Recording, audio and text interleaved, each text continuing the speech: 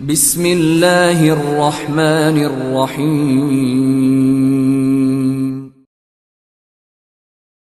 Episode 49۔ کتاب کا نام رزم و بزم، ساز و نغمہ، حسن و عشق اور محلاتی سازشوں کے جال میں پھنسے ہوئے انسانوں کی وقت کے ہاتھوں ذلت و رسوائی کی جانگداز داستانیں۔ مصنف الیاس سیتاپوری۔ سعید تبریزی جو ایک سچا مسلمان تھا، خاقان قبلائی خان کی باتوں سے پریشان ہو گیا۔ اس نے زیر لب سورہ مزمل کا ورد کیا اور پھر آسمان کی طرف نظر اٹھا کر آہستہ سے کہا کہ اے پروردگار، عزت اور ذلت دینے والا تو ہی ہے، اپنے ناچیز بندے کی شرم رکھ لے۔ دعا سے سعید تبریزی کے قلب کو بڑا سکون ملا۔ خاقان اسے بڑے غور سے دیکھ رہا تھا۔ سعید تبریزی نے ہمت کر کے کہا، خاقان معظم، ہمارے مذہب میں شعبدہ بازی گناہ ہے، پھر بھی اگر تیری یہی خواہش ہے تو اپنے شعبدہ باز کو حکم دے کہ وہ ایک بار پھر جام کو ہوا میں غائب کر کے حاضر کر دے۔ خاقان نے شعبدہ باز کو دیکھا۔ اس نے مسکرا کر کنیز سے جام طلب کیا، پھر اس کی شراب زمین پر انڈیل دی اور اسے ہوا میں اچھال دیا۔ سعید کی نظریں جام کے ساتھ اوپر اٹھیں اور آسمان پر ٹہر گئیں۔ اس بار لوگوں نے دیکھا کہ جام ہوا میں اوپر جا کر بجائے غائب ہونے کے زمین پر آ کر گرا ہے اور ایک چھناکے کے ساتھ چکنا چور ہو گیا۔ خاقان اور درباری حیرت سے تبریز کو دیکھ رہے تھے۔ خاقان نے قدرے خفگی سے پوچھا، اے بوڑھے، تو آسمان پر کیا دیکھ رہا ہے؟ سعید نے جرأت سے جواب دیا، خاقان اعظم، میں آسمان پر اسے دیکھ رہا ہوں جو ہم سب کا مالک ہے اور جو عزت اور ذلت دینے والا ہے۔ تبتی شعبدہ باز بہت غصے میں تھا۔ اس نے کنیز سے دوبارہ جام مانگا اور ہوا میں اچھالا۔ جام زمین پر آ کر پھر ٹوٹ کر ریزہ ریزہ ہو گیا۔ اس نے تیسری بار کوشش کی مگر ناکام رہا، پھر شرمندہ ہو کر سر جھکا لیا۔ خاقان کی طبیعت کچھ ایسی مقدر ہوئی کہ اس نے فوراً دربار برخاست کر دیا۔ جب وہ مہمان مغل سردار کو لے کر تخلیے میں پہنچا تو اس نے سوال کیا، اے ارغون خان کے سفیر، تو اپنے ساتھ یہ کس جادوگر کو لے کر آیا ہے؟ مغل سردار نے ہنس کر کہا، خاقان عالی مقام یہ جادوگر نہیں، شاہ ارغون خان کا ایک مسلمان عہدیدار ہے۔ خاقان تشویش سے بولا، یہ تو بڑی فکر کی بات ہے، اگر ارغون خان ایسے جادوگروں میں گھرا رہا تو اس کا کیا انجام ہوگا؟ مغل سردار نے ادب سے کہا، خاقان عالی مقام، اس کا انجام یہ ہوگا کہ ایک نہ ایک دن برقائی خان کی طرح شاہ ارغون خان بھی مسلمان ہو جائے گا۔ خاقان گھبرا گیا۔ اس نے کہا، یہ تو کیا کہہ رہا ہے؟ ان حالات میں شہزادی کوکاچین کو میں ایران کس طرح بھیجوں گا؟ خاقان اعظم خاقان ہیں، میں کیا کہہ سکتا ہوں؟ خاقان قبلائی خان رات بھر بہت بے چین رہا۔ شہزادی کوکاچین کو وہ خان بالغ میں رکھنا ہی نہیں چاہتا تھا کیونکہ اس کے کہنے کی وجہ سے مسلمانوں پر تباہی آئی تھی۔ اب وہ شہزادی سے کسی نہ کسی طرح پیچھا چھڑانا چاہتا تھا۔ رات بھر سوچ بچار کے بعد صبح کو خاقان قبلائی خان نے ایک یریغ یعنی شاہی فرمان جاری کر دیا کہ قبیلہ کنکاریت کی تمام دوشیزائیں جہاں بھی موجود ہیں وہ 2 ہفتے کے اندر اندر خان بالغ میں حاضر ہو کر ارغون خان کی ملکہ کے انتخاب میں حصہ لیں۔ اگر اس قبیلے کی کوئی لڑکی نہ آئی تو اس کے وارثوں اور خود اسے بھی قتل کرا دیا جائے گا۔ شہزادی کوکاچین کنکاریت قبیلے سے تھی، لیکن یہ ثابت نہیں ہوتا تھا کہ وہ قبلائی خان کی جائز بیوی جاموئی خاتون کے بطن سے تھی۔ بہرحال قبلائی خان شہزادی سے بہت محبت کرتا تھا اور اس کا بھی خواہش مند تھا کہ شہزادی پر مغلوں کے مردانہ کردار کا سایہ نہ پڑنے پائے، اس لیے قبلائی خان شہزادی کو ہمیشہ اپنے سے دور رکھتا۔ اس نے شہزادی کوکاچین کے لیے ٹائٹو کے جنوب میں خطا کے علاقے میں، جس کا دارالحکومت بھی شہر خطا تھا، ایک خوبصورت محل بنوا دیا تھا۔ مغلوں کو لوٹ مار میں سونا چاندی چھکڑوں کے حساب میں ہاتھ لگا تھا، اس لیے انہوں نے اس قیمتی دھات کا مصرف بھی کیا کہ ہر محل کے اندرونی دیواروں اور چھتوں کو اس کے پتھروں سے ڈھانپ دیا۔ سونے چاندی کے پتھروں پر مغل مزاج کے مطابق سبز زار اور چراگاہوں کی تصاویر منقش کی جاتیں۔ اس پس منظر میں چینی مزاج کے اظہار کے لیے پھول پتیاں، پودے اور چڑیوں کی تصویریں بنائی جاتی، پھر یہ پتر دیواروں اور چھتوں پر منڈ دیے جاتے تھے۔ شہزادی کے محل کی تعمیر میں یہ جدت بھی پیدا کی گئی تھی کہ اسے عام محلوں کے نقشے سے ہٹ کر پگوڑا کی طرز پر بنایا گیا تھا۔ شہزادی کوکاچین کو شاہی بیگمات کے مرتبے کے برابر تمام اختیارات اور مراعات حاصل تھیں۔ قبلائی خان کی ہر جائز بیگم کی خدمت پر 12 ہزار مرد اور عورتیں مقرر تھیں، لیکن شہزادی چونکہ ناقد خدا یعنی گھر کی مالکین تھی، اس لیے اس کے محل میں کنیزوں اور غلاموں کی تعداد 14,000 تھی، اور اس کے اخراجات بیگمات کے خرچ سے 1.5 گنا زیادہ تھے۔ شہزادی کو شہر خطا کچھ اتنا زیادہ پسند آیا کہ وہ وہیں کی ہو کر رہ گئی۔ قبلائی خان اور شاہی خاندان سے تعلق رکھنے والے شہزادی کوکاچین کو بجائے اس کے نام کے محبت میں شہزادی خطا کہتے تھے۔ سامعین سے گزارش کی جاتی ہے کہ ہمارے دونوں چینلز کے پلیٹ فارم سے جتنی بھی آڈیو بکس کی ریکارڈنگ کمپلیٹ ہو چکی ہے اسے خود بھی سنیں اور زیادہ سے زیادہ شیئر کرنے کی کوشش کریں، اور ہمارے سوشل میڈیا پلیٹ فارم کے لنکس ڈسکرپشن میں دیے گئے ہیں۔ ہمیں سبسکرائب اور فالو ضرور کریں تاکہ آپ کو ضروری اپڈیٹس ملتے رہیں، اور ہماری ٹیم کی فنانشیل سپورٹ کے لیے پیٹریون کی لنک ضرور چیک کریں۔ جزاک اللہ۔ وینس یعنی روم کے مارکو خاندان کے 2 نصرانیوں پر قبلائی خان بہت مہربان تھا۔ وہ اس سے پہلے بھی قبلائی خان کے پاس کچھ عرصے گزار چکے تھے۔ اس بار وہ اپنے ساتھ 10 سال کے ایک بچے مارکو پولو کو بھی ساتھ لائے تھے۔ یہ بچہ خوبصورت، ذہین اور بڑا چالاک تھا۔ اس کی پرورش خود قبلائی خان نے کی تھی۔ اسے قبلائی کے دربار میں رہتے ہوئے 10 سال سے زیادہ کا عرصہ ہو چکا تھا۔ اب اس کی عمر 21 سال تھی اور وہ مشیر مالیات کا عہدہ سنبھالے ہوئے تھا۔ مارکو پولو سرکاری دورے پر اکثر خطا جایا کرتا تھا۔ خطا پہنچ کر اسے شہزادی کوکاچین کے حضور میں بھی حاضری دینی پڑتی۔ یہ حاضری پہلے لازمی، پھر رسمی اور اب دلچسپی بن چکی تھی۔ چونکہ معاملہ آقا اور غلام کا تھا، اس لیے درمیان میں وقار کا پردہ حائل رہتا۔ مارکو جب بھی خطا کے دورے پر جاتا تو ایک دفعہ کے بجائے کئی بار شہزادی کے سلام کو حاضر ہوتا۔ شہزادی کو شاید اس کی یہ دیدہ دلیری پہلے ناگوار گزری ہو، لیکن اب تو اگر مارکو پولو 2-4 ماہ تک خطا نہ آتا تو وہ بے چین سی ہو جاتی۔ قبلائی خان کو یقین تھا کہ شاہ ارغون خان شہزادی کوکاچین کو اپنی ملکہ بنانا چاہتا ہے۔ انتخاب کا اس نے محض ڈھونگ رچایا ہے، لیکن جب ارغون خان نے سنجیدگی کا ثبوت دیتے ہوئے قبلائی خان کو وفد بھیجنے کی اطلاع دی تو قبلائی خان نے شہزادی کوکاچین کو خطا سے خان بالغ بلوا لیا۔ وہ یہ انتخاب اپنے خان بالغ میں منعقد کرانا چاہتا تھا۔ مارکو پولو جب سرداری دورے پر خطا پہنچا تو اسے معلوم ہوا کہ شہزادی کوکاچین کو قبلائی خان نے خان بالغ بلوا لیا ہے۔ اسے اس بات کا بڑا افسوس ہوا۔ وہ فوراً خان بالغ واپس بھی نہ جا سکتا تھا۔ خطا میں وہ 1 ماہ قیام کرتا تھا، سو اب بھی اسے 1 ماہ خطا میں رہنا تھا۔ پھر وہ اگر خان بالغ واپس جاتا تو اسے کوئی فائدہ نہ ہوتا۔ خطا میں شہزادی اپنے محل میں اپنے ملازمین کی حاکم تھی، لیکن خان بالغ میں اسے قبلائی خان کے کسی محل میں رکھا گیا ہوگا۔ یہ سوچ کر مارکو پولو چپ رہا اور 1 ماہ کے عرصے کو کسی اور دلچسپ طریقے سے گزارنے کی تدبیریں کرنے لگا۔ قبلائی خان کی خوابگاہ میں روزانہ 6 لڑکیاں رات گزارتیں۔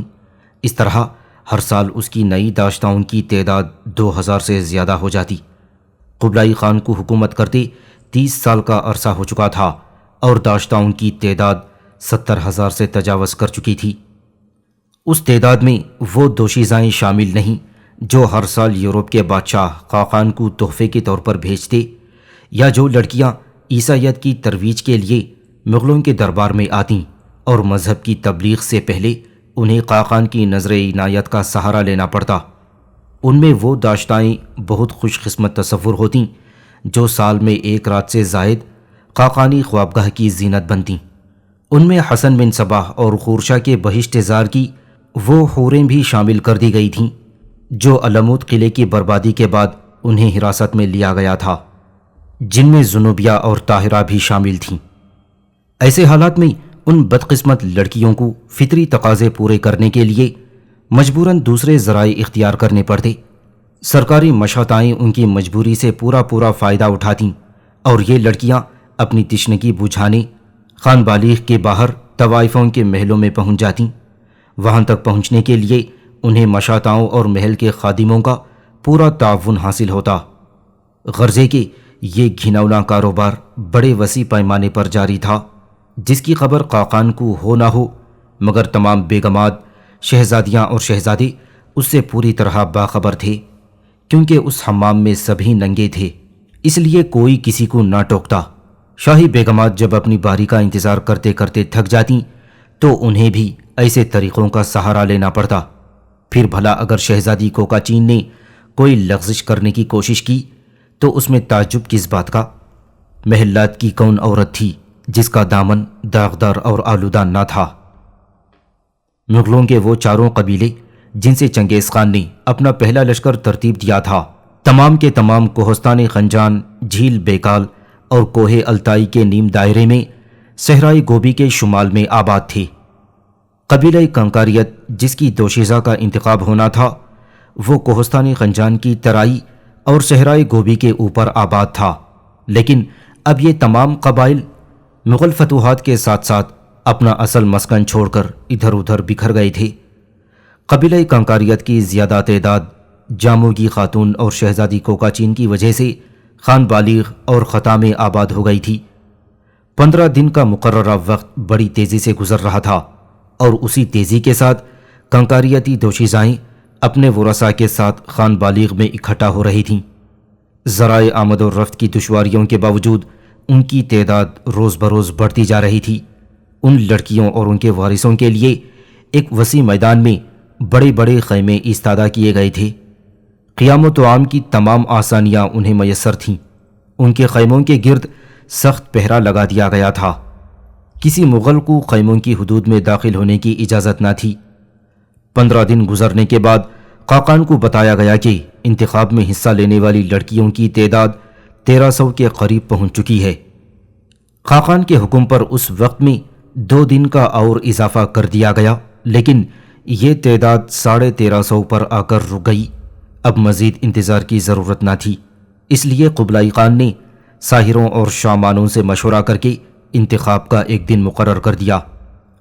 ملکہ ایران کے انتخاب میں حصہ لینے والی ان لڑکیوں کے لیے میدان میں ایک بلند و بالا اور وسیع و عریض خیمہ لگا دیا گیا تھا، جس میں لباس تبدیل کرنے اور بناؤ سنگھار کے لیے تمام ضروری انتظامات کیے گئے تھے۔ خاقان نے حکم دیا کہ انتخاب سے ایک دن قبل تمام بیگمات اپنے زیورات اور لباس اس خیمے میں بھجوا دیں تاکہ ہر لڑکی اپنی پسند کے لباس اور زیور سے خود کو آراستہ کر سکے۔ اس خیمے کے باہر 4 بڑی بڑی میزوں کو ملا کر ایک اونچی جگہ چبوترا بنا دیا گیا جس میں ریشمی فرش بچھا ہوا تھا۔ اس چبوترے کے ایک طرف ایرانی سفیروں کی زرنگار چوکیاں اور دوسری طرف شہنشاہ چین قاقان اعظم قبلائی خان کا تخت خاص تھا۔ تخت کی دائیں جانب بیگمات اور قبلائی خان کی 45 بیٹوں، بیگمات اور قبلائی خان کے 45 بیٹوں جس میں صرف 22 جائز تھے، ان کے بیٹھنے کا انتظام تھا۔ کسی داشتہ کو اس مجلس میں شرکت کی اجازت نہیں تھی۔ عمائدین سلطنت میں سے صرف سانگا کو، جو اس وقت وزارت عظمیٰ کے عہدے پر فائز تھا، مدعو کیا گیا۔ معزول لاما فاگس کو ولی عہد کی اتالیق لالا رخ کی پرزور سفارش پر شرکت کی اجازت دی گئی۔ لالا رخ نے خود بھی اس محفل میں شریک ہونے کی خواہش کی تھی، اس لیے شاہی خواتین میں پہلی جگہ مخصوص کی گئی۔ خاقان قبلائی خان کے شامانوں اور ساحروں کا بتایا ہوا انتخاب کا مبارک دن آن پہنچا۔ صبح سورج نکلنے سے پہلے تمام لڑکیاں اپنے خیموں میں بڑے خیمے میں منتقل ہو گئیں۔ خیمے میں زیورات اور کپڑوں کے ڈھیر لگے تھے۔ ہر لڑکی نے اپنی مرضی کا لباس اور زیور پہنا۔ کپڑوں اور زیورات کی تعداد اس قدر زیادہ تھی کہ لڑکیوں کو ان کے انتخاب میں بڑی دقت پیش آئی۔ ہر زیور اور ہر لباس دیدہ زیب تھا۔ وہ کس کو پسند کرتیں اور کس کو رد کرتیں، اس لیے انہیں صرف لباس بدلتے بدلتے کافی دن چڑھ آیا اور ابھی بناؤ سنگھار باقی تھے۔ انتخاب کے میدان میں سوائے قاقان، لالا رخ اور دونوں سفیروں کے بقیہ تمام لوگ پہنچ چکے تھے۔ قاقان سفیروں کے ساتھ اپنے دربار میں بیٹھا انتظامات مکمل ہونے کا انتظار کر رہا تھا۔ اس نے حکم دے رکھا تھا کہ لڑکیاں جیسے ہی تیار ہو جائیں اسے اطلاع دی جائے، لیکن اطلاع آتے آتے آدھا دن گزر گیا۔ خاقان کو بڑا غصہ آ رہا تھا، لیکن سعید تبریزی مسکرا رہا تھا اور سوچ رہا تھا کہ ان درندہ صفت انسانوں کو کیا پتہ کہ جمال اور جمالیات کے کیا تقاضے ہوتے ہیں اور عورت کا بناؤ سنگھار کیا ہوتا ہے۔ ٹھیک بھری دوپہر میں خاقان کو لڑکیوں کے مکمل طور پر تیار ہونے کی اطلاع دی گئی۔ ہر چند کے موسم خشک تھا، لیکن دوپہر کو یوں بھی دھوپ میں تیزی آ جاتی۔ پھر ایک تو کھانے کا وقت ہو رہا تھا، دوسرے بیگمات دھوپ میں بیٹھے بیٹھے تنگ آ گئی تھیں۔ خاقان نے شامانوں اور ساحروں سے مشورہ کر کے یہ اعلان کیا کہ انتخاب کھانا کھانے کے بعد ہوگا۔ خاقان کے اس اعلان سے باہر میدان میں بیٹھی ہوئی بیگمات کی جان میں جان آئی، لیکن لڑکیاں بگڑ گئیں۔ انہوں نے احتجاج کیا کہ کھانا کھانے سے ان کے کپڑے خراب ہو جائیں گے اور سنگھار بگڑ جائے گا، لیکن اس احتجاج نے خیمے کے اندر ہی دم توڑ دیا۔ خاقان کے خوف کی وجہ سے کسی کو آواز بلند کرنے کی جرأت نہ ہوئی۔ کھانے سے فارغ ہو کر سب پھر اپنی اپنی جگہ آ بیٹھے۔ اب دن ڈھل رہا تھا اور موسم خوشگوار ہو گیا تھا۔ خاقان بھی مہمانوں کے ساتھ آیا۔ خاقان کے تخت پر بیٹھنے کے بعد سب اپنی اپنی جگہ ادب سے بیٹھ گئے۔ خاقان نے اشارے سے دونوں سفیروں کو اپنے پاس بلا کر اپنی بیگمات اور شہزادوں سے متعارف کروایا۔ اس تمام عرصے میں دونوں سفیروں کی نظریں بار بار سرخ رنگت والی تبتی لڑکی کی طرف اٹھتی، جس کا تخت خاقان کے تخت کے پیچھے دائیں پائیں کے برابر بچھا تھا۔ وہ دونوں کمال حیرت سے لالا رخ کو دیکھ رہے تھے۔ شاید انہوں نے اس سے پہلے ایسا حسن کبھی نہ دیکھا تھا۔ خاقان نے سب سے آخر میں لالا رخ کی طرف اشارہ کرتے ہوئے بتایا کہ یہ مرحوم ولی عہد چنگیوم کی بیٹی ہے، جسے شاہ بیگم کا خطاب دے کر ہم نے اپنی بیٹی بنا لیا ہے۔ تبریزی لالا رخ کو شہزادی کوکا چین سمجھ رہا تھا۔ اس نے دل میں سوچا کہ اگر میں اس لڑکی کو منتخب کر کے ارغون خان کے پاس لے جاتا تو وہ اس انتخاب کی ضرور داد دیتا۔ سفیر واپس جا کر اپنی اپنی جگہ بیٹھ گئے۔ لڑکیوں کے نام کی فہرست انہیں مہیا کر دی گئی۔ ایک فہرست خیمے کے پاس کھڑی ہوئی ناظمہ کو دی گئی تاکہ وہ اسی ترتیب سے ایک ایک لڑکی کو انتخاب کے لیے چبوترے پر بھیجے۔ شام ہوتی جا رہی تھی۔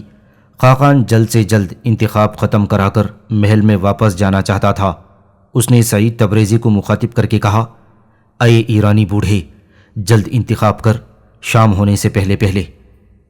سعید تبریزی نے کھڑے ہو کر ادب سے جواب دیا، خاقان معظم، اگر ایک ایک لڑکی کو بلا کر انتخاب کرتے رہے تو ہمیں تہائی مہینے کے برابر لگے گا۔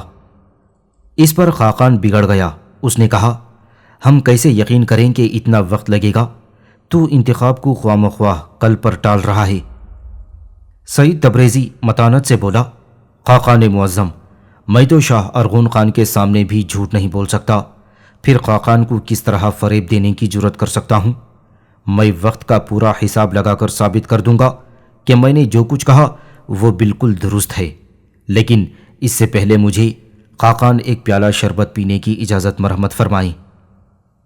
خاقان کو تبریزی کی بات بہت اچھی لگی۔ اس نے کہا، اے ایرانی دانا، تیری باتیں بڑی دلچسپ ہیں، تو وقت کا حساب لگا کر بتا، لیکن شرط یہ ہے کہ تجھے لکھنے کا کوئی سامان نہیں دیا جائے گا۔ سعید تبریزی نے خاقان کی شرط مان لی۔ اسے شربت کا گلاس مہیا کر دیا گیا۔ سعید نے مزے لے لے کر شربت پینا شروع کر دیا۔ خاقان اور تمام لوگوں کی نظریں سعید پر لگی تھیں۔ سب خاقان اور سعید کی نوک جھونک سے لطف لے رہے تھے۔ تمام دربار میں صرف لاما فاغس کو یہ یقین تھا کہ سعید تبریزی کا حساب درست ہوگا۔ سعید نے شربت پی کر پیالہ کنیز کے حوالے کر دیا، پھر وہ خاقان کی طرف دیکھ کر بولا، خان اعظم اس بات سے تو ضرور اتفاق کریں گے کہ جتنے وقت میں نے شربت کا پیالہ ختم کیا ہے، کم از کم اتنا وقت تو ہر لڑکی کے انتخاب کے لیے درکار ہوگا۔ ضرور ضرور، ہم اتنا وقت تو ہر لڑکی کو ضرور دیں گے، خاقان نے بے سوچے سمجھے کہہ دیا۔ اس پر سعید تبریزی نے اپنی بات کو اور مضبوط کرنے کے لیے کہا، اگر خاقان ہر لڑکی کو اتنا وقت نہ دیں گے تو لڑکیاں یہ شک کرنے لگیں گی کہ ان کے ساتھ بے انصافی کی گئی ہے۔ خاقان اس بات کو یقیناً پسند نہ فرمائیں گے۔ خاقان نے کہا، ہم کسی کی حق تلفی نہیں کرنا چاہتے، لیکن تو یہ کیا جھگڑا لے بیٹھا ہے؟ تو نے تو وقت کا حساب لگانے کو کہا تھا۔ سعید تبریزی مسکرایا اور بولا، خاقان اعظم، وقت کا حساب تو میں شربت پینے کے دوران ہی لگا چکا تھا۔ وہ کیسے؟ خاقان چڑ گیا، ہمیں صاف صاف بتا، الٹی سیدھی باتیں ہمیں بالکل پسند نہیں۔ سعید تبریزی نے خاقان کو سمجھاتے ہوئے کہا، خان معظم، ایک دن میں 4 پہر ہوتے ہیں۔ جتنے وقت میں نے 1 پیالہ شربت پیا ہے، اس رفتار سے میں 1 پہر میں 36 پیالے شربت پی سکتا ہوں، اور 4 پہر یا ایک دن میں 144 پیالے پیے جا سکیں گے۔ یہی تعداد ایک دن میں لڑکیوں کے انتخاب کی ہوگی۔ اب سیدھی سی بات یہ ہے کہ 144 لڑکیوں کے انتخاب کے لیے ایک دن درکار ہوگا، تو 1350 لڑکیوں کے لیے 10 دن صرف کرنا ہوں گے، وہ بھی اس طرح کہ ہم دونوں سفیر بغیر کچھ کھائے پیے تمام دن انتخاب کا کام کرتے رہیں۔ خاقان کی سمجھ میں خاک نہ آیا۔ وہ حیرت سے تبریزی کو دیکھ رہا تھا۔ وہاں سے نظریں ہٹا کر اس نے لاما فاگس کو دیکھا اور کہا، لاما فاگس، تو بہت عقل مند ہے، بتا یہ کیسا حساب ہے اور اس میں کہاں تک صداقت ہے؟ لاما فاگس نے فوراً جواب دیا، خاقانوں کے خاقان، سعید تبریزی کا حساب بالکل درست ہے، 10 دن کا وقت صرف ہوگا۔ خاقان کو لاما فاگس کی بات پر یقین نہ آیا۔ وہ سانگا کی طرف مخاطب ہو کر بولا، سانگا، تو خاقان قبلائی خان کا وزیر مالیات ہے، تو حساب لگا کر بتا۔ سانگا کو موقع مل گیا تھا، وہ پہلے ہی حساب لگا چکا تھا، اسے مجبوراً کہنا پڑا، خاقان عالی مقام، سعید تبریزی کا حساب ہر طرح کی شک و شبہ سے بالا ہے، میں نے حساب لگا کر دیکھا ہے، 10 دن بالکل درست ہیں۔ خاقان کو بھی مجبوراً تسلیم کرنا پڑا، لیکن وہ تبریزی کی عقل و دانش پر بہت حیران تھا۔ خاقان نے تبریزی کو اپنے پاس بلا لیا اور ایک کنیز سے تبریزی کے بیٹھنے کے لیے ایک چوکی منگوائی۔ خاقان نے اسے بیٹھنے کا اشارہ کیا۔ سعید بیٹھ گیا تو خاقان نے کہا، اے ایرانی فاضل، تو بڑے کام کا آدمی ہے، خاقان کو تیرے جیسے آدمیوں کی ضرورت ہے، کیوں نہ ہم تجھے اپنا وزیر مالیات مقرر کر دیں؟ سعید بولا، خاقان کی اس عزت افزائی کے لیے میں ان کا شکر گزار ہوں، لیکن ایک تو میرا شاہ مجھے چھوڑنے پر آمادہ نہ ہوگا، دوسرے میں خاقان کا وزیر مالیات بن کر احمد ایرانی کے انجام کو نہیں پہنچنا چاہتا۔ اب خاقان اس طنز پر بوکھلا اٹھا، لیکن اس کے پاس کوئی جواب نہ تھا۔ وہ کچھ دیر سوچتا رہا اور پھر بولا، اے دانا اور فاضل، ذرا غور تو کر، ہم انتخاب کے لیے 10 دن کس طرح مخصوص کر سکتے ہیں؟ یہ تو ہمارے لیے درد سر بن جائے گا۔ سعید بولا، لیکن خاقان کو اس طرح انتخاب کا کس احمق نے مشورہ دیا تھا؟ خاقان نے کہا، یہ مشورہ ہمارے وزیر مالیات سانگا کا تھا۔ سانگا نے شرم سے گردن جھکا لی، اس بے وقوفی کا وہی ذمہ دار تھا۔ خاقان سعید تبریزی کی عقل کا قائل ہو گیا۔ اس نے نرم لہجے میں کہا، اے ایرانی دانشور، جو ہونا تھا وہ ہو چکا، اس پر تو خاک ڈال اور اب کوئی ایسی تدبیر کر کہ یہ کام بخیر و خوبی جلد سے جلد اپنے انجام کو پہنچ جائے۔ سعید نے جواب دیا، خاقان اعظم، میرے آقا نے میرے سپرد انتخاب کا کام کیا ہے، اس کے انتظام میں دخل اندازی نہیں کرنا چاہتا۔ ہاں، اگر خاقان یہ ذمہ داری بھی میرے سر ڈالنا چاہتے ہیں تو میں اسے بہت جلد نمٹا سکتا ہوں۔ تو یہ کام کتنے دن میں کر سکے گا؟ خاقان نے پوچھا۔ خاقان مجھے جتنا بھی وقت دیں گے اسے اتنے ہی وقت میں سر انجام دوں گا۔ ہم چاہتے ہیں کہ تمام مرحلے 1 ہفتے میں طے ہو جائیں۔ خاقان اعظم، اگر میں انتخاب 1 ہفتے میں ختم کروں تو پھر مجھ میں اور پہلے انتظام کرنے والے میں کیا فرق رہ جائے گا؟ اگر خاقان میرا مشورہ قبول کریں تو یہ مسئلہ آج ہی حل ہو سکتا ہے۔ کیا کہہ رہا ہے تو؟ ہم کسی کی حق تلفی نہیں کر سکتے۔ خاقان کو گمان گزرا کہ شاید تبریزی شہزادی کوکاچین کے منتخب ہونے کا اعلان کر کے یہ جھگڑا طے کرنا چاہتا ہے۔ سعید نے کہا، میں خاقان کی آن پر کوئی حرف نہ آنے دوں گا، ہر لڑکی کو اس طرح انتخاب کے لیے پہلے سے 12 گنا وقت ملے گا اور وہ خاقان کی شکر گزار بھی ہوگی۔ تیری باتیں ہماری سمجھ سے باہر ہیں ایرانی، خاقان نے زچ ہو کر کہا۔ تو جو چاہے کر مگر اسے جلد ختم کر دے۔ اس گفتگو کے بعد سعید تبریزی اٹھ کر اپنے ساتھی مغل سردار کے پاس چلا گیا، اس سے کچھ باتیں کیں، پھر کنیزوں کو حکم دیا کہ یہ میزیں ہٹا دی جائیں اور زمین پر اعلیٰ قسم کا فرش بچھا دیا جائے۔ کنیزوں نے میزیں ہٹا کر قیمتی فرش بچھا دیا۔ سعید تبریزی نے امیدوار لڑکیوں کے خیمے کی ناظمہ کو اطلاع بھجوائی کہ تمام لڑکیوں کو ایک ساتھ میدان میں بھیجا جائے۔ خاقان بڑے غور اور دلچسپی سے سعید تبریزی کے کام اور احکام کو دیکھ رہا تھا۔ شہزادی کوکاچین کے لیے خصوصی طور پر ایک چھوٹا خیمہ نصب کر کے تمام ضروری چیزیں مہیا کر دی گئی تھیں اور اسے عام کنکریاتی لڑکیوں سے الگ رکھا گیا تھا۔ اس کی رگوں میں شاہی خون تھا، اس لیے اس کا انتخاب بھی شاہانہ طریقے سے ہونا تھا۔ لڑکیوں کا میدان میں داخلہ بڑا کیف آگی اور شباب آور تھا۔ آگے آگے خیمے کی ناظمہ، پیچھے پیچھے لڑکیاں میدان میں یوں اٹھلاتی اور بل کھاتی داخل ہوئیں جیسے نسیم سحر کے سبک جھونکے اٹکھیلیاں کرتے چمن میں داخل ہو رہے ہیں۔ میدان جگمگا اٹھا جیسے صبح دم سورج کی کرنوں سے ریت کے ذرے روشن ہو جاتے ہیں، جیسے ہزاروں قندیلیں شب دیجور یعنی اماوس کی رات میں ایک ساتھ روشن کر دی جائیں۔ نیلے نیلے، اودے اودے، پیلے پیلے پیرہن، کوئی دھانی لباس میں تو کوئی رنگ برنگے کپڑوں میں قوس قزح بنی ہوئی تھیں۔ سب کے رنگ ایک مگر روپ جدا جدا، کتابی چہرے، کھڑے نقشے، تیکھے نقوش والے مکھڑے۔ جب انہیں سعید تبریزی کے حکم پر قطار کے اندر کھڑا کیا گیا تو یوں محسوس ہوا جیسے گلشن کی روش پر مختلف پھولوں کے پودے لگا دیے گئے ہوں۔ نرگس، نسترن، جوہی، موتیا، کیسری، موگرا، چمپا، چمیلی اور بیلا۔ گلستان کا کون سا پھول تھا جس کی رنگت، نزاکت اور لطافت ان لڑکیوں میں موجود نہ تھی؟ جسم سانچے میں ڈھلے ہوئے، سینے دعوت نظارہ دیتے ہوئے، رخسار کے گلابی رنگ سے سیب شرما جائیں، ابرو کے خم سے خنجر پانی پانی ہو جائیں۔ غرضے کے دوشیزاؤں کی قطاریں کیا تھیں، دریائے حسن کی بل کھاتی موجیں تھیں۔ عمر سے گزری ہوئی بیگمات انہیں دیکھ کر حسد سے جل اٹھیں، لیکن خاقان انہیں آنکھیں پھاڑ پھاڑ کر دیکھ رہا تھا۔ شاداب جوانیوں کا ایسا اجتماع اس کی نظروں سے پہلے کبھی نہ گزرا تھا۔ ایران سے آنے والا مغل سردار تو ایسا مبہوت ہو کر رہ گیا کہ وہ یہ بھول گیا کہ اسے کون سا فرض ادا کرنا ہے۔ وہ انہیں دیکھے جا رہا تھا، بس دیکھے جا رہا تھا۔ اگر اس وقت کوئی بوڑھے لاما فاگس اور وزیر مالیات سانگا کے دل ٹٹول سکتا تو اسے معلوم ہوتا کہ ان کے دلوں میں بھی گدگدی پیدا ہو گئی ہے، اور وہ دل دم توڑتی عمر کی کمزور دیواروں سے سنبھالے نہیں سنبھلتے۔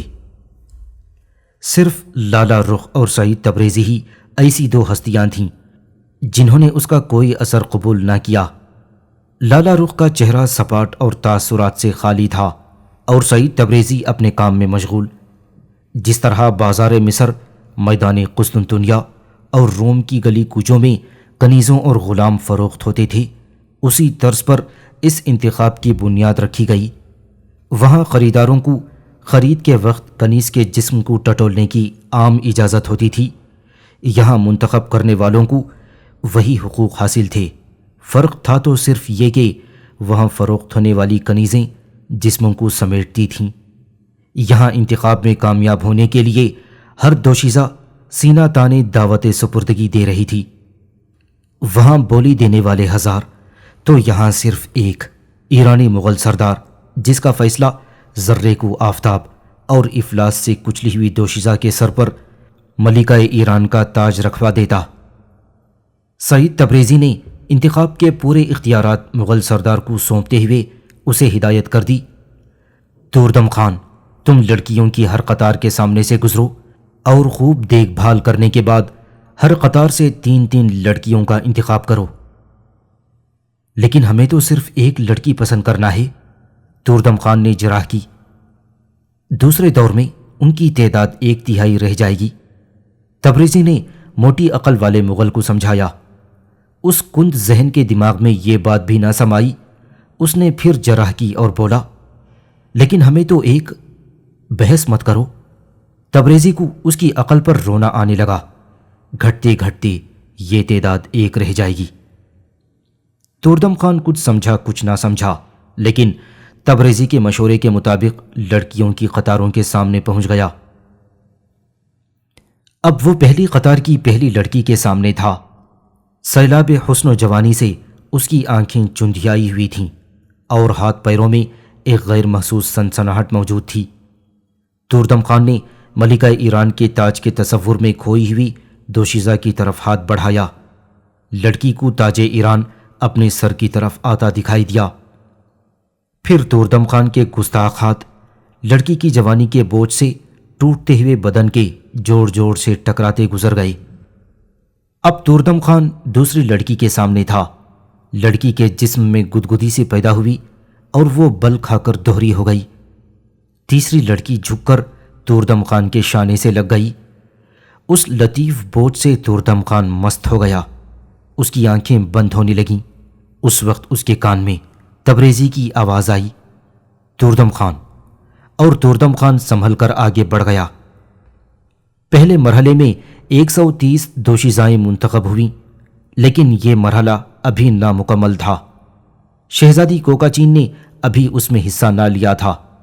سعید تبریزی نے خاقان سے شہزادی کو پیش کیے جانے کی درخواست کی۔ خاقان نے مسکرا کر اجازت دی۔ شہزادی کو اطلاع دی گئی۔ خیمے کا پردہ اٹھا دیا گیا۔ زرین کمر کنیزوں کا دستہ خیمے سے نکلا۔ ان کے پیچھے شہزادی کوکاچین فتنے جگاتی اور محشر اٹھاتی ہوئی نمودار ہوئی۔ شفق کا رنگ فق ہو گیا اور چکور اپنی چال بھول گیا۔ شہزادی نے میدان میں قدم رکھا تو بہاریں استقبال کو دوڑیں، فضاؤں نے مستیاں برسائیں، اداؤں نے قدم چومے، غمزے نچھاور ہو گئے اور پھر جیسے چراغوں میں روشنی نہ رہی۔ سرد قامت، غنچہ ذہن، ہونٹ گلاب کی پنکھڑیاں، سرمگی آنکھوں میں سرخ ڈورے، جیسے شراب کے چھلکتے ہوئے 2 کٹورے، زلفیں اور شانوں پر لہراتے ہوئے مار سیاہ جن کا کاٹا پانی نہ مانگے، اور کھڑی بھویں جیسے مغل تیر انداز ایک ساتھ ہزاروں تیر برسانے پر تیار۔ شہزادی نے دربار پر نظر ڈالی، کچھ جل گئیں، کچھ شرما گئیں۔ شہزادی کوکاچین کو دیکھ کر لالا رخ کو اس بیوگی میں اپنی جوانی یاد آ گئی۔ اس نے تحسین آمیز نظروں سے شہزادی کو دیکھا۔ شہزادی سے آنکھیں ملیں تو کوکاچین بھی اس حسن بے مثال کو دیکھ کر ششدر رہ گئی۔ شہزادی منتخب کرنے والوں کے سامنے پہنچی۔ ایرانی مغل سردار روب و حسن کی تاب نہ لا سکا۔ اس کی زبان گنگ ہو گئی اور جسم میں لرزہ پیدا ہو گیا۔ اس نے شہزادی کو شاعر کی نظر سے دیکھا تو شعر کہنے کو جی چاہا، مصور کی نظر ڈالی تو منہ قلم کو جنبش دینے پر مائل ہوا، اور جب سنگ تراش کی آنکھوں سے جھانکا تو شہزادی کا بت تراشنے کے لیے دل بے چین ہو گیا۔ شہزادی فردوسی کے شاہنامے کا جواب، انوری کے قصیدوں کا توڑ اور سعدی کی غزلوں کا نچوڑ تھی، اور اس وقت مانی و بہزاد کا شاہکار اور خیام کی سبک ربائی بنی ہوئی تھی۔ اس کا چاندنی کے عرق سے دھلا ہوا بدن ڈھاکہ کی ململ سے بنے ہوئے واسکوٹ نما کرتے سے اس طرح جھانک رہا تھا جیسے حسن و جوانی کا فوارہ چھوٹ رہا ہے۔ انتخاب کا پہلا دور ختم ہو گیا اور شہزادی کوکاچین کو منتخب شدہ دوشیزاؤں میں شامل کر لیا گیا۔ ممکن تھا کہ ابھی کئی اور دورے گزرتے، لیکن تمام منتخب شدہ لڑکیوں نے دوسرے دور میں شرکت سے انکار کر دیا۔ انہوں نے ایک زبان ہو کر کہا کہ وہ شہزادی کوکاچین کے حق میں دستبردار ہوتی ہیں، کیونکہ شہزادی کا مقابلہ کر کے وہ شرمندہ نہیں ہونا چاہتی۔ سعید تبریزی اور توردم خان لڑکیوں کی بات سے اتفاق کرتے ہوئے شہزادی کوکاچین کو شاہ ایران کی ملکہ کے طور پر منتخب کرنے کا اعلان کر دیا۔ خاقان نے اس فیصلے پر خوشی کا اظہار کیا۔ بیگمات نے حسب توفیق شہزادی پر زر و جواہرات نچھاور کر دیے۔ سانگا اور لاما فاگس نے خاقان کو مبارکباد دی لالا رخنی وہ تاج جو اسے ولی عہد کی بیوہ کی حیثیت سے خاقان نے عطا کیا تھا شہزادی کوکاچین کے سر پر رکھا اور اسے کلیجے سے لگا کر بزرگانہ دعائیں دیں۔ محفل برخاست ہوئی اور بیگمات اور دوسرے لوگ اپنے اپنے ٹھکانوں پر چلے گئے۔ تیسرے دن شامانوں، نعمانوں اور ساحروں نے بڑی سادگی سے شہزادی کو ارغون خان کی بیوی بنانے کی رسم ادا کر دی۔ ارغون خان کی عدم موجودگی میں خاقان نے اس سلسلے میں کسی ضیافت یا جشن کا اہتمام نہ کیا۔ مارکو پولو جب خطا کے دورے سے واپس آیا تو اسے شہزادی کے انتخاب اور شاہ ایران ارغون کی بیوی بن جانے کا حال معلوم ہوا۔ اس کے دل سے ایک ہوک اٹھی اور وہ کلیجہ تھام کر رہ گیا۔ وہ تو اس لعل بے بہا کے بارے میں کچھ اور ہی سوچے بیٹھا تھا۔ اسے شہزادی سے ہم کلام ہونے کا موقع کئی بار ملا تھا۔ شہزادی بھی اسے کسی حد تک پسند کرتی تھی، لیکن تعلقات دید سے آگے نہ بڑھے تھے کہ شہزادی اس سے ہمیشہ کے لیے جدا ہو گئی۔ اب شہزادی کے خطا واپس جانے کا کوئی سوال ہی پیدا نہ ہوتا تھا۔ وہ خاقان کی مہمان اور شاہ ایران کی امانت تھی۔ خان بالیغ کے شاہی محلات تک اس کی رسائی کسی طرح ممکن نہ تھی، چنانچہ فی الحال اس نے اس بارے میں سوچنا چھوڑ دیا۔ مارکو پولو خاقان کا مشیر مال ہونے کے ساتھ ساتھ اس کی خلوت و جلوت کا ساتھی بھی تھا۔ اس چالاک نصرانی نے خاقان پر ایسا روغن قاز ملا تھا کہ عمر کے فرق کے باوجود خاقان مارکو کو اپنا گہرا دوست سمجھتا اور ہر معاملے میں اس کی رائے کو اہمیت دیتا۔ ایک رات خاقان نے ایک خصوصی مجلس شورا کی تاکہ ایرانی سفیروں سے تبادلہ خیال کر کے شہزادی کو ایران بھیجنے کا فیصلہ کیا جائے۔ اس مجلس میں خاقان نے لامافاگس سانگا اور مارکو پولو کو بھی بلوایا۔ تردم خان مغل اور سعید تبریزی پہلے پہنچے۔ انہیں خیال بھی نہ تھا کہ وہ اس خالص نجی مسئلے پر گفتگو میں کسی اور کو بھی شرکت کی دعوت دی گئی تھی۔ انہوں نے گفتگو کا آغاز کیا ہی تھا کہ یہ تینوں دربار خاص میں آ گئے۔ تردم خان مغل تو خاموش رہا، مگر سعید تبریزی سانگا اور مارکو پولو کو دیکھ کر بھڑک اٹھا۔ اس نے کہا، خاقان اعظم، ہم اس وقت ایک نجی موضوع پر گفتگو کر رہے ہیں، انہیں یہاں نہیں آنا چاہیے تھا۔ تعجب تو اس بات کا ہے کہ یہ خاقان کی اجازت کے بغیر اندر کیسے آ گئے؟ کیا یہ شاہی آداب کی خلاف ورزی نہیں؟ سعید تبریزی کے اس اکھڑ انداز گفتگو سے آنے والے جہاں تک پہنچ چکے تھے وہیں دم بخود ہو کر کھڑے ہو گئے۔ خاقان نے مسکرا کر کہا، اے ایرانی دانشور، فکر مت کر، یہ لوگ تیری طرح دانشور ہیں، ہم نے خود انہیں شرکت کا حکم دیا ہے۔ سعید تبریزی کو اور غصہ آ گیا۔ اس نے انجام سے بے پرواہ ہو کر کہا، خاقان معظم، مجھے لامافاگس پر کوئی اعتراض نہیں، میں اس بزرگ کی عزت کرتا ہوں، لیکن میں مسلمان ہوں اور یہ ناممکن ہے کہ میں مسلمانوں کے قاتلوں سے کسی ذاتی مسئلے میں رائے لوں۔ خاقان بھی غضبناک ہو گیا اور چیخ کر بولا، چپ ہو جا ایرانی بوڑھے، تو اپنے الفاظ واپس لے ورنہ ہم تیرا سر قلم کرا دیں گے۔ غلام کا سر حاضر ہے خاقان، تبریزی نے جرأت سے کہا۔ خاقان، مسلمان شہیدوں میں ایک اور شہید کا اضافہ کرنے کی طاقت ضرور رکھتے ہیں، لیکن مجھے ان کی رفاقت پر مجبور نہیں کر سکتے۔ خاقان پیچو تاب کھا کر رہ گیا۔ وہ سعید تبریزی کو قتل کرا کر ارغون خان کی مخالفت اور شہزادی کوکاچین کی رخصتی کو التوا میں نہ ڈالنا چاہتا تھا۔ اس نے سعید تبریزی کو خطرناک نتیجے کی دھونس دے کر مرعوب کرنا چاہا، لیکن تبریزی نے اسے دندان شکن جواب دے دیا۔ خاقان کو خطرہ تھا کہ اگر اس نے شہزادی کے بارے میں اپنے طور پر کوئی فیصلہ کر لیا تو ایرانی اس پر رضامند نہ ہوں گے اور اسے ارغون خان کی ناراضگی مول لینا پڑے گی۔